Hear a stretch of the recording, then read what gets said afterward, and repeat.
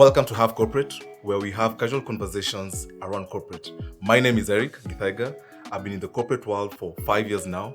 Currently, I am a marketer, passionate marketer, and I'm a pharmacist as well. And I have here my partner in crime. Hi guys, I'm Steven Nyamu. 8 years experience in the field, 4.5 years in the startup scene, 3.5 years in the corporate scene. As Eric said, welcome to our numero uno episode. So glad to have you guys over here.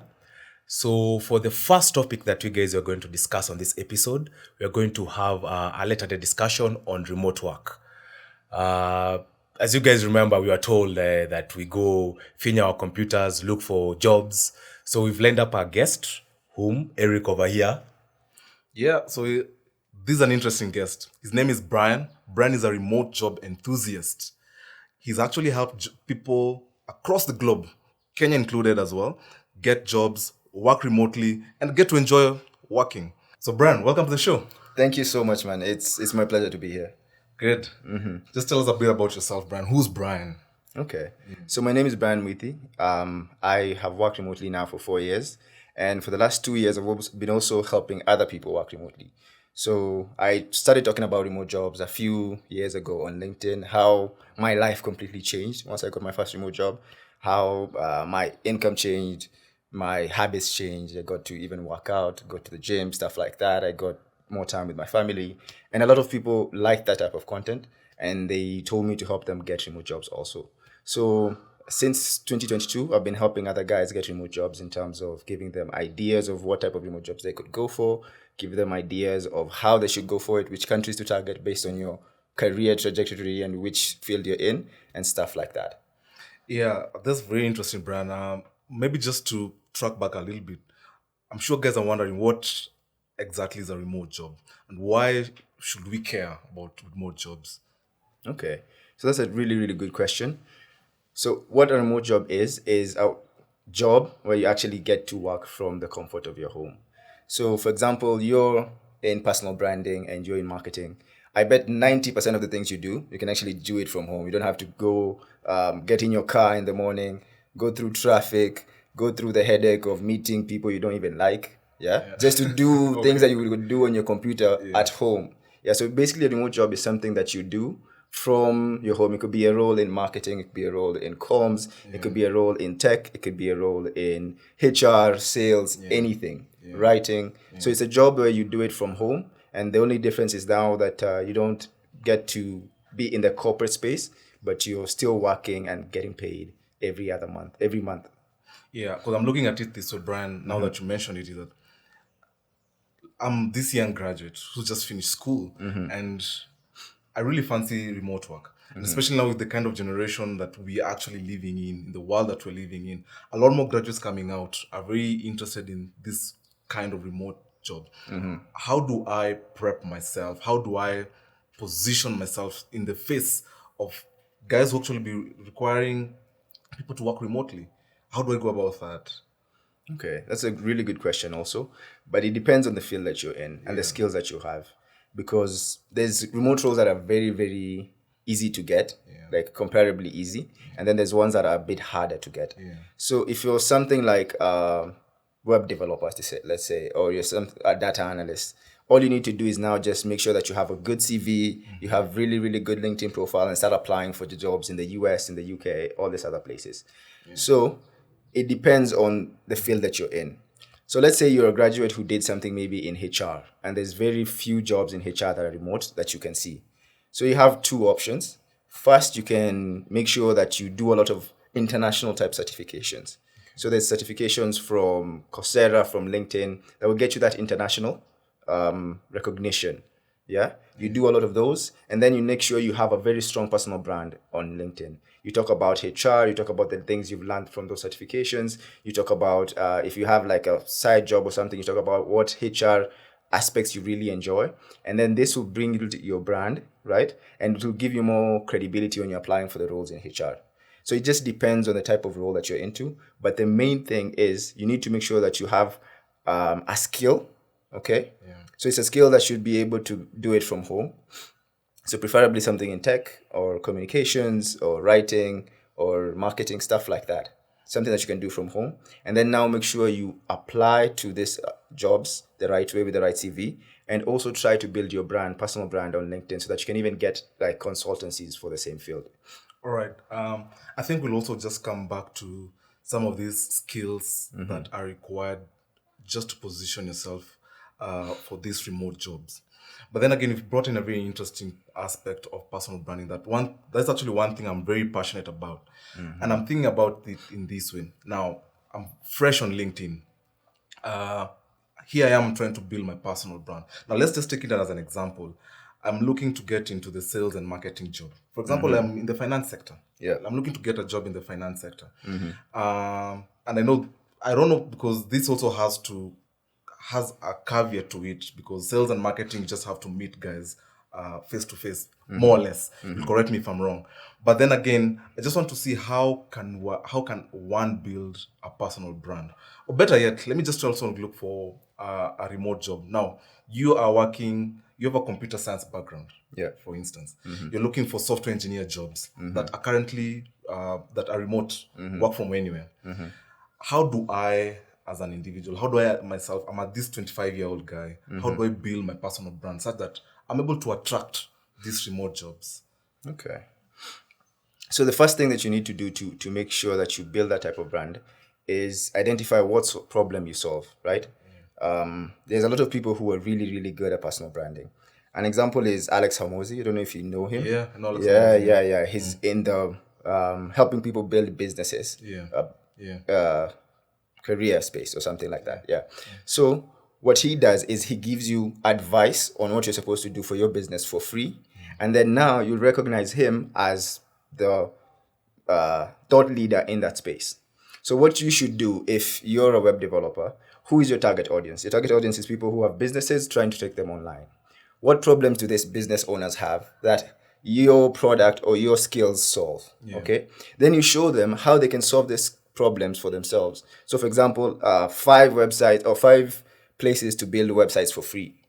So I, as a business owner, would be very interested in building a website for free because I don't want to pay 80K for a website, right? And I would engage with that type of content, you see. And then now this builds you as the brand leader in that space. Okay. Yeah. And then when I go in and I'm like, whoa, this is a lot of work, bro. I just come to you now for you to do it for me. You see? Yeah. So that's how you're supposed to do it. Now that brings an aspect of consistency, I think, because, it's one thing just to post about what you're really good at, what you're passionate about. And maybe even before we get to that, now, this is my first post. I'm actually talking about building websites or sites that you're able to build for free.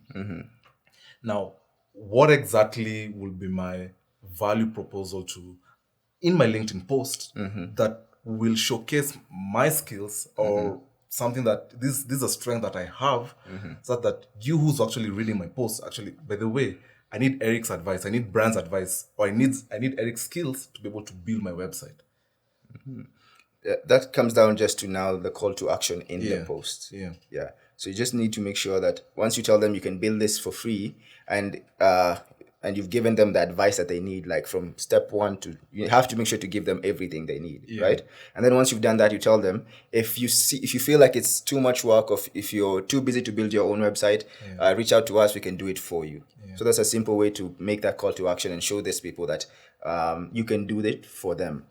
But just having the content there, just talking about 5 ways to build websites for free, or 5 analytics to track on your website, stuff like that, just showcases that you have so much knowledge and skills on this field. So anytime I have a problem in that field, you'd be the first person I go to. Okay. So it's just what you said earlier about consistency. So if you post every day about websites, building websites, fixing website bugs, fixing what. Anytime I have a problem with my website, anytime my friend needs a website, you'll be the first person I think about. Okay. And then it just come naturally. You won't have to chase sales. They'll just come to you. You won't have to chase HRs. They come to you. Yeah. That's interesting, because as well as drawing from my own personal experience, I remember 2 or 3 years ago, I actually employed the services of a career coach. Now, when I was also having that kind of discussion with her, she mentioned that while building a personal brand, consistency is key. Then the quality of your content also matters. Yeah. And that actually brings me, I was seeing some statistics on LinkedIn. They're actually saying right now about 11 million of its users actually have turned on the creator mode on. Now, those are two things in one. Let me just take you back. Now, does the fact that you turn your creator mode on have an impact on how well you're able to relate to your audience? And number two, from my career coach, she mentioned that 3 to 5 posts in a week are something like the bare minimum that I need to go by to be able now to just showcase what exactly I'm about, who's Eric, and things like that. Yeah, for sure. I always tell people, like, Safaricom is a multi-billion-dollar company, and they market every single minute. Yeah. Every time you're on TV, every time when you're on YouTube, every minute they have to market themselves. So what's stopping you from marketing your skills? You see, it's something that you have to do as often as you possibly can. Yeah.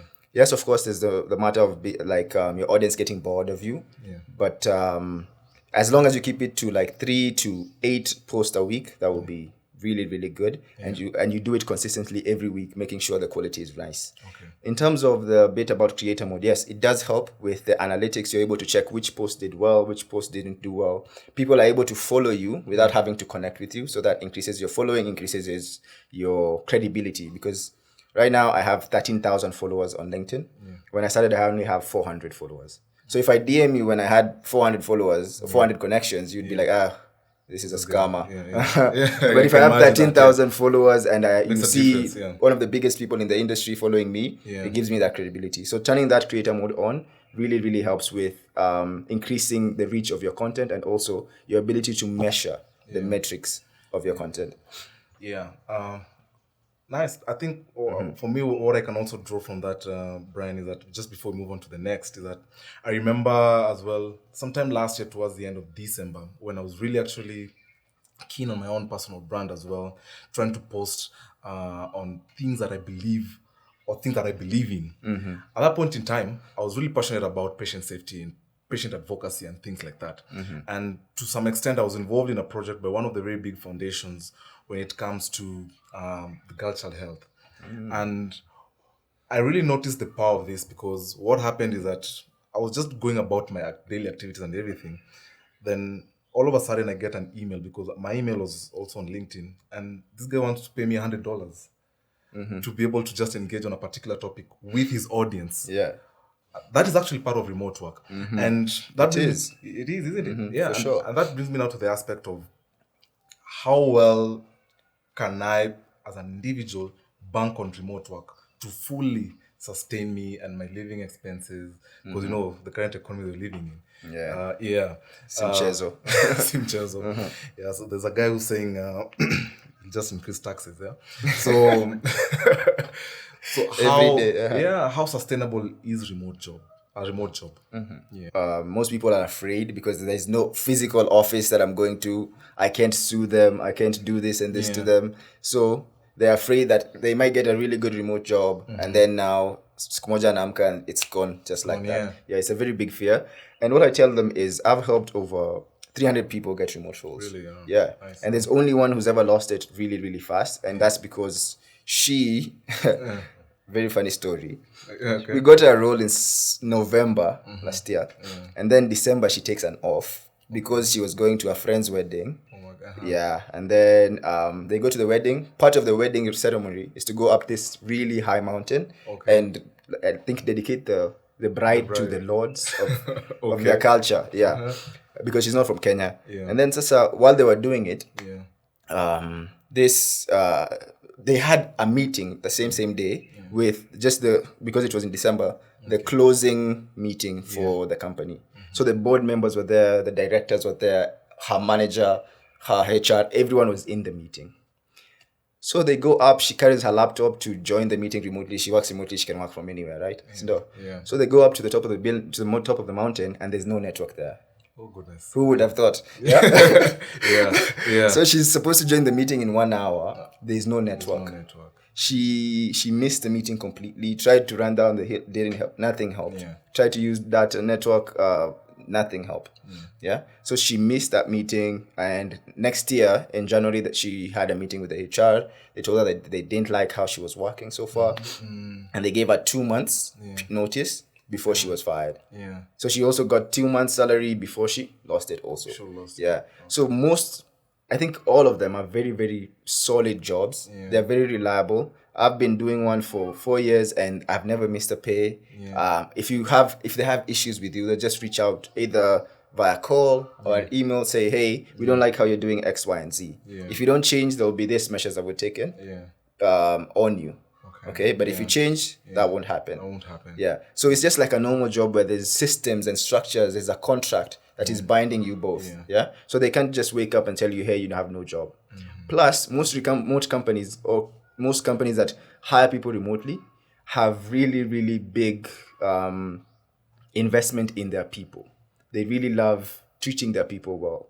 And they really need to be known in the space that they treat your people well. Okay. So that makes it very, very hard for them to just wake up someday and terminate your contract, because when you go online and you tarnish their brand, it's gonna affect how people view them. Okay. Yeah. And the other thing, one last thing is, if you're working remotely, you can work like 4 hours a day, right? Yeah. You have 8 more hours to find another source of income as backup. Yeah. So it's even more safer than working in a corporate job where it takes all of your 12 hours a day. Yeah. And that brings me actually to my next topic, Brian. This remote work, currently in Kenya, it's a major shift from the traditional way of working. And we know one of the main differences, as you rightly put it, is the freedom when it comes to time. Yeah. Yeah. Traditionally, we are also boxed to think about, like, for me, if I'm to go to my next job, what I'll do is that I'll go maybe on Glassdoor and things like that and just check. So with this role, how much does it particularly pay? Then also try and find out from this particular organization, the last person, what kind of band were they earning? Now that also boxes me within the kind of, for lack of a better word, they ask in terms of my compensation that I would require. Yeah. How different is it with remote work in terms of compensation and you calling the shots because of what you believe you have, especially in terms of skills? Okay. So if you do get a remote job, you'll notice that they pay way, way better than most Kenyan jobs. I've seen people going from a Kenyan company that pays them $80,000 as an accountant to $3,000 a month as an accountant. Really? Okay. Yeah. I've seen people going from HR jobs paying $150K a month to 5,000, 6,000 USD a month. Okay. So they really usually invest a lot in their team. I think one of the things Kenyan companies get wrong is investing more on the customers and not on your team and your employees. Okay. Because if your employees are happy, the customers will be happy. They'll just transfer that energy to them, to their customers, right? Yeah. So most of these companies invest really, really well. And in terms of how to do research on the salary for a certain company, you usually use something like, you can use Reddit. Okay. For example, I've seen hundreds of threads on developers from Kenya talking about what they get paid. Okay. Data analysts from Kenya, what they get paid remotely. Yeah. Communications managers, HR directors, they talk about what they get paid remotely on the Reddit thread. So you just have to search for example, if you're in HR, remote job salary, Kenya. Yeah. Or developer remote job salary, Kenya. And then you search for Reddit. You go to the Reddit, you see people giving their actual salaries, and it will actually really motivate you. Because, bro, I saw people getting paid. There's one who said he gets paid 20,000 a month USD. Oh, goodness. That is 2.6 million every month. Imagine. And crazy. Was he previously employed in Kenya? No, that's not someone I know. That's on the Reddit thread. On the Reddit thread. For the developers. There's someone who gets paid 2.6 million, another gets paid 1.8. These are the tech bros, with golf. Yeah. Golf on the road. Exactly. Yeah. Actually, my own sister was in a 9-to-5 job initially. Then she also pivoted now to a remote job. And I've actually seen the flexibility. At some point that actually I even have to ask, are you really working? Do you actually really need my help? Because I don't see you working, so I can give you a few coins. Only for me just to see the other day, well, she's really doing well for herself. And yeah, thanks to remote work. The other thing I think about remote work and the normal way of life for Kenyans. Maybe, for instance, Brian, here, you're not making, maybe you're moving from an 80,000 job, 80,000 shillings job, that's an 8 to 5. Perhaps you, let's say, triple your salary, maybe around 240,000 for a remote job. You know, we all know the culture of Kenyans. I get my first job, changa changa kidogo, put in a bit of money aside, buy my first car on a loan. And this is something that is happening. It still continue to happen. Now, how does you working for a remote job also affect how you relate maybe with financial institutions? For example, if I want to go and pick in a loan, I have a project that I want to run. Is it something that I'll be able to do? The bank the due diligence will, things around that kind of Oh stuff. yeah. That's a really, really good question, because I actually asked it to one of my mentors a few days ago. Yeah. He told me he does that just based on his bank transactions. Yeah. So the bankers check how much he transacts per month, and then they're like, oh, okay, based on this number of transactions per month, we can give you this type of loan. But it is one of the blind sides of working remotely, because now you can't go to normal farms and they finance a car for you and then you pay pole pole. Another thing is, if, like, for the company I work for, they don't do medical health stuff like that. You see.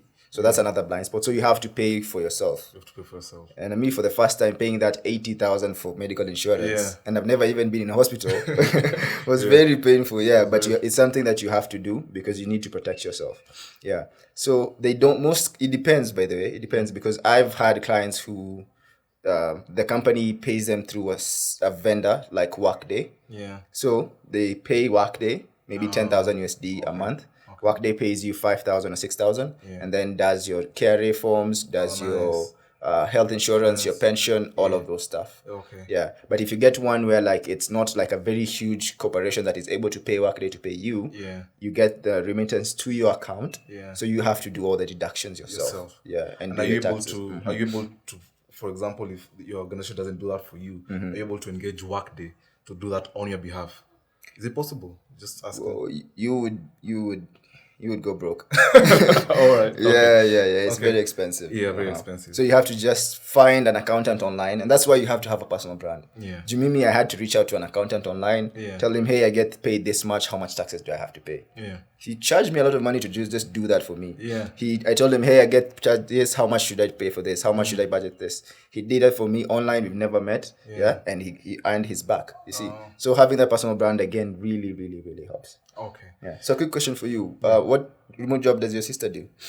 She's a policy analyst. She actually works with a US firm. Wow. I don't know that she'll allow me to say this, but she works for an organization called Future Privacy Forum. Wow. So she's the data policy analyst for Africa. Whoa, that is amazing. Big ups to her. Yeah, big ups to her. Yeah, for sure. If you're watching, boy. You better watch. Yeah. So she's been doing that now for around 2 years now. Wow. Yeah. How is her life developing in terms of her, not money-wise, because I know that is really good, in terms of a relationship with her friends, relationship with her family, getting to spend more time with them, getting to see you guys more? Yeah, I think for her, unlike me, for her, she has a lot of free time on her hands, because I think for her, in a day, she just works, I think, for around 4.5 hours. Yeah. 4.5 hours in a day. That sounds right. Yeah, she has a lot of time in her hands, and she's able to spend a lot of more time with her kids, with her family.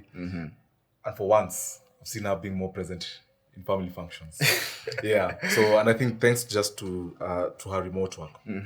Maybe on to the next thing, Brian, is I'm really curious to understand.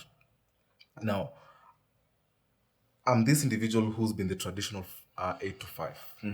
We mentioned about personal branding, using LinkedIn and things like that. But what are some of the, other than just the LinkedIn, using LinkedIn just to showcase what I'm able to do?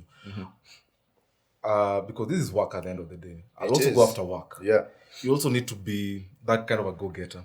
So how do I really approach organizations and now pitch and tell them, but look, I have these skills X, Y, and Z, and I'm able to do 1, 2, 3, but I would also want to work remotely. And can you actually do it with organizations that are locally based? Yeah.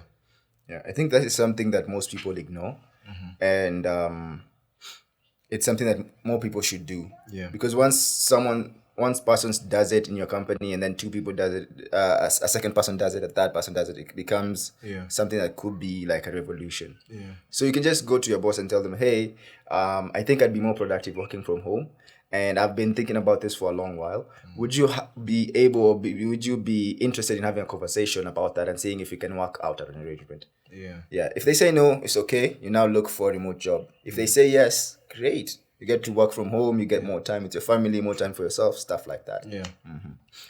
Interesting. And because we know it traditionally, from an 8 to 5 job, if I've been a great accountant, Yeah. I've been a great accountant, I said, it's about time now. I pivoted and started my own audit firm. Okay? Yeah. How do I also transition from being employed in a traditional 8 to 5 and push my business in such a way that it becomes remote, that even the organizations that I work with, for example, I know if I'm working for my own organization, I'm running my own organization, I have clients who are coming in, and how does that actually fit in guys who run their own businesses? I know you do run your own business. How does that actually fit in with other organizations that you're also trying to bring them in as your clients? Okay. I think the main thing to know is, like, once you decide that you want to do something like this, and it's a decision you've made, you need to know that the process is going to be difficult. You're going to have, in the initial few months, in the first few weeks, or even the first few years, you're going to have to be working a lot on your main hustle, right? And then now find time to work on your side hustle. Okay. Because the worst thing you can do is quit your job to go pursue quit your job to go pursue a remote job. You need to make sure that you do your job, you do it as fast as possible, and then now you spend more time on instead of watching TV, instead of going on TikTok, stuff like that. Now you sacrifice that time and focus on either building your business or looking for a remote role. Because for me, my schedule for the first 2 years while I was doing the job and still building my company was crazy. I still wake up at 4 a.m. Wake up at 4 a.m. 4 to somewhere up to like 8 a.m. I do my work. Because the company I work for just do CVs, LinkedIn profiles for C-suite execs. So I read the CVs, I do them, I do everything, I make sure everything is set, I proofread them, and then now I go work into my business. So I do the content, I do calls with prospective clients, I do calls with companies that would want to pull people from my talent pool and stuff like that. So by the time it's like, I think 2 p.m., that's when I take my first break. I eat lunch, maybe take a nap for an hour, and then now go back to working on my business. And then I go to the gym at like 5, come back home at like 8. And then from 8 to almost 12 midnight, I was still working on their job. Because I had, once you submit the documents, you get feedback when they wake up, and then now you have to do the corrections, the stuff like that. So I used to sleep 4 hours a day, which was crazy. That's crazy. You can make that sacrifice so that you're able to now build either the business or get another remote job that could sustain you. Because for now, I only work less than 6 hours a day on both my business and the remote job, and they're still both paying me. You see? So it's just making that initial sacrifice. That's the hardest part. So are you willing to let us in on how much you make from a remote job? Or give us a band. Because I know the number of people who would really want to do what you do. And would like to find out, does this thing pay enough? Does this pay enough? Okay. I hope Gary are not watching this, but it depends on the month, because mine is more project based. Depending on the clients, I get the work, but usually between $2,000 and $3,000 a month. All right. That's pretty substantive. That's pretty substantive. Especially if you're 25 like me and you don't have a family and you don't have. That's pretty really substantive. Nice. And you get to enjoy life. Yeah, you get to actually live. You enjoy life. Yeah. How do you enjoy life? Vacations. What is the last vacation? It was a few months ago because I've been busy, Yeah. but it was in Lamu. And then I also went to Kilifi at the same time. Yeah. So I was walking. I even have a photo of me walking on the beach. Really nice. Yeah. Uh-huh. Yeah, I remember one of my last very big projects that I did was for a conference early this year in June. Yeah, and I think just to try and bring the aspect of remote work. So this guy was he used to be employed in an animation studio. He's a caricature artist. Oh, okay. Yeah, so and I think partly I don't know whether to bring it as a remote kind of job, but anyway, so this is what he did. Yeah, so we needed an artist to be able to draw something for us. Yeah, so what he did, he said that instead of me being actually there in the conference, so what I'll do, I'll come in and give you guys some sort of a printer that you guys will go with and ensure that you just have internet connection. So just going within the conference, wherever I'll be, so whoever comes in and sits in front of me, I'll draw them. I'll draw them from home. All right. Wow. So Then I'll just print it because you have internet. Yeah. So I think, man, I think if it was me, that would be that's an awesome life. I think it really is. Yeah. It really is. because immediately after the conference, I told him we actually have another gig. We have another gig in a week's time. All right, if that's the case, I'll actually not live. I'll still not live Mombasa because he was actually based in Mombasa.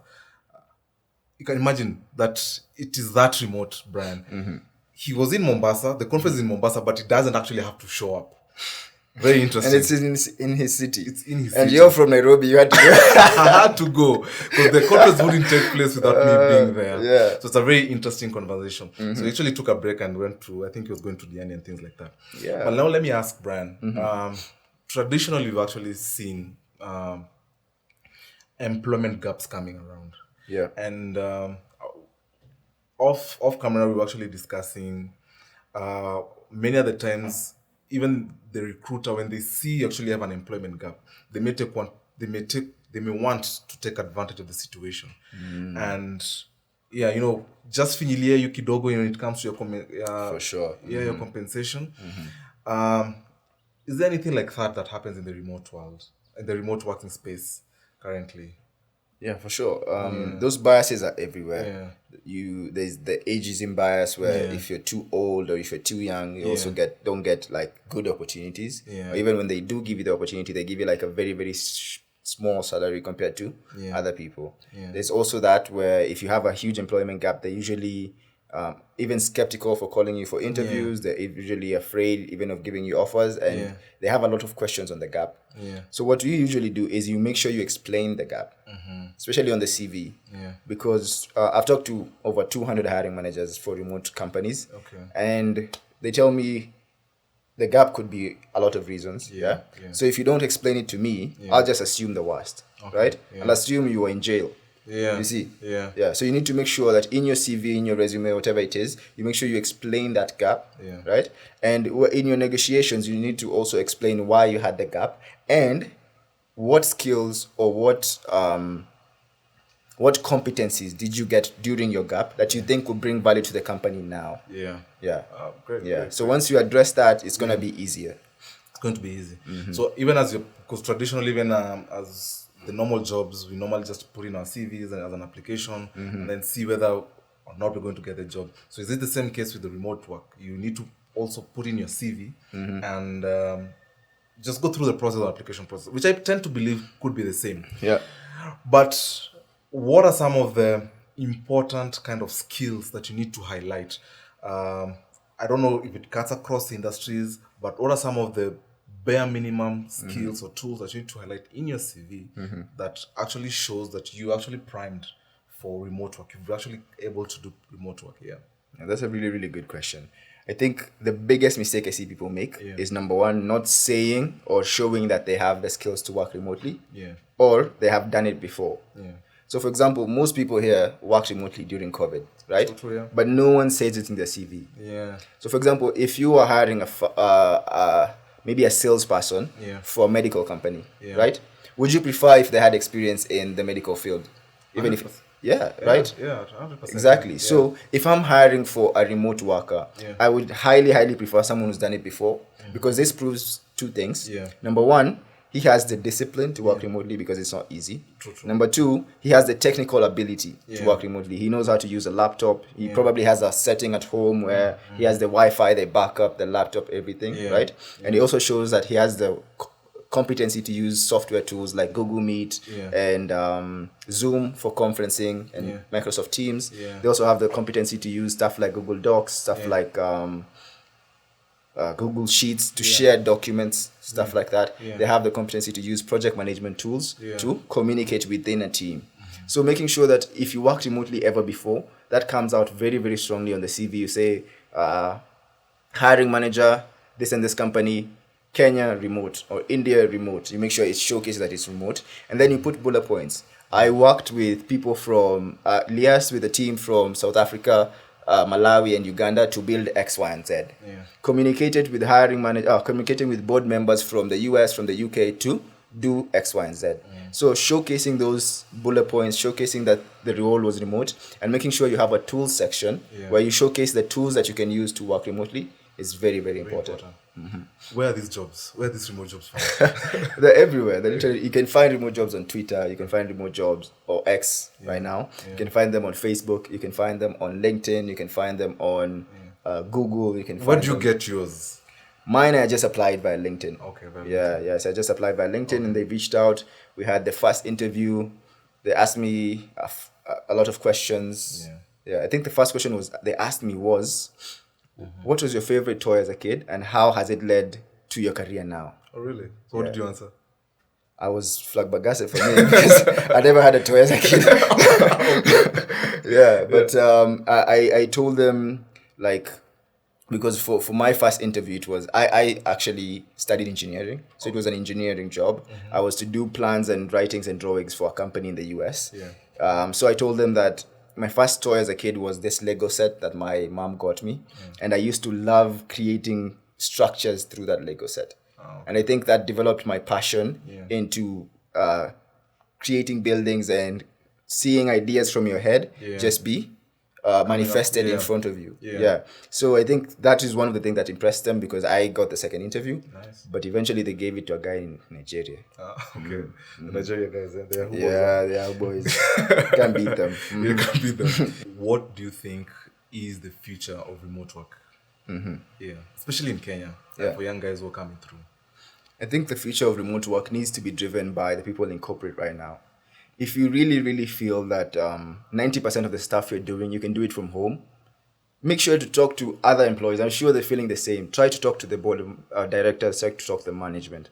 If you do it now, you're making it very, very easier for the future generations to get more flexible jobs, more jobs that allow them to be with their family more, to do their hobbies more, right?